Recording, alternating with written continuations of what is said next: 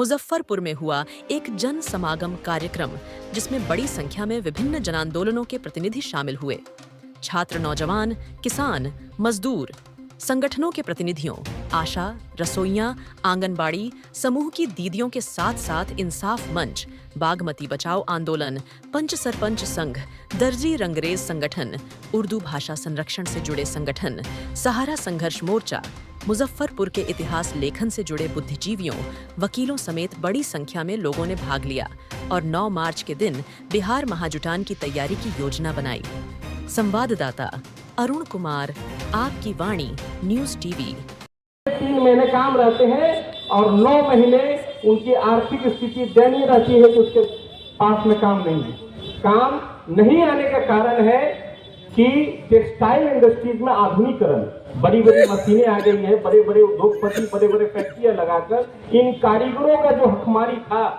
स्थानीय स्तर पर, वो इनसे काम छीन लिया गया। इन्हीं मुद्दों के साथ हम लोग जो है लगातार बिहार में 3-4 साल से हम लोग जो है लड़ाई छेड़े हुए हैं और इस मुद्दे को हम अपने पार्टी से आग्रह करना चाहते हैं कि हो सके विधानसभा या लोकसभा में गंभीरता पूर्वक उठाने का प्रयास करें, ताकि ये समाज का जो है गुलमंद हो और पार्टी के तरफ एक मजबूती के साथ रुख हो और आने वाला चुनाव और कई सारे आंदोलन में इस समाज के प्रमुख रूप से भागीदारी उठकर आवे। इसी सभी बातों से हम धन्यवाद करते हैं।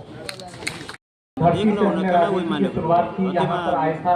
गेहूं मान ले जाते तो गेहूं के कोई फर्क नहीं हुआ, आलू के तो फर्क हो जाए। आयसा ज्वाइन करके यहाँ से हमने राजनीति की पहली शुरुआत की थी और 7 साल 5 साल के बाद फिर से यहाँ ऑफिस कार्यालय पर प्रोग्राम में आना हुआ। अभी वैशाली जिला में इंसाफ मंच के जिला संयोजक के तौर पर और दूसरा संगठन हम जो है दर्जी फेडरेशन का जो है हम नेतृत्व कर रहे हैं पूरे बिहार भर में। और साथियों, हम बताना चाह रहे हैं कि उस जो दर्जी समाज और दुनिया रंगरेज समाज, जो शायद आप अनजान हो उनके मुद्दे से,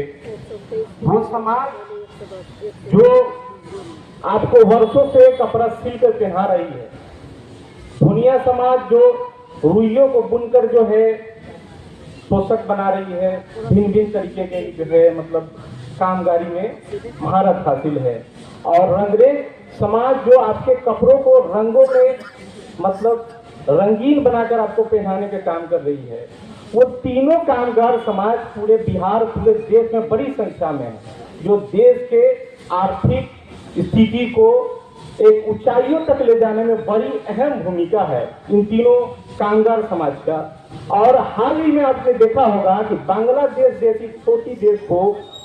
ये तीनों समाज और टेक्सटाइल इंडस्ट्रीज ने एक आर्थिक विकास के जीडीपी के तौर पर जो समझा जाए सबसे ऊंचाइयों तक लेके गई है। और हम बात कर रहे हैं बिहार का, जहां पर हम इस लड़ाइयों को जो है छेड़े हुए हैं। सरकार ने 2010 में इन तीनों समाज से वादा किया कि हम आपके विकास के लिए, हम आपके आर्थिक, सामाजिक, शैक्षणिक और राजनीतिक विकास के लिए हम योजना ला रहे हैं। जैसे टैक्स का चुनाव होता है, जैसे सुधा डेयरी कोऑपरेटिव बनी है, उसी ढंग से सरकार ने तीनों समाज के लिए दर्जी, दुनिया रंगरेज, धूरज cooperative society limited 1935 society act के तहत नीतीश सरकार ने गठन किया कि सरकार इस योजना को प्रखंड स्तर से चुनावी ढंग से प्रदेश स्तर पर कमेटी गठन की, जिसमें सरकार इस तीनों कामगार समाज को फंड देती और एक ग्रामीण स्तर से जो कामगार है, दर्जी काम करने वाले हैं, दुनिया के काम करने वाले हैं, रंगरेज समाज से जो काम करने वाले हैं, उन तीनों कारीगर को फंडिंग के जरिए अब तक जो है सस्ते सिली सिलाई कपड़े जो है पहुंचाने का योजना बनाई गई। और 2010 में इस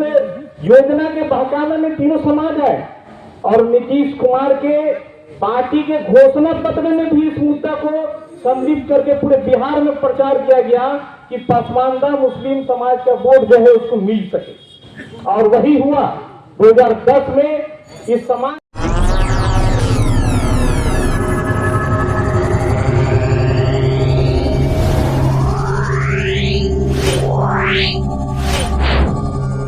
Yeah.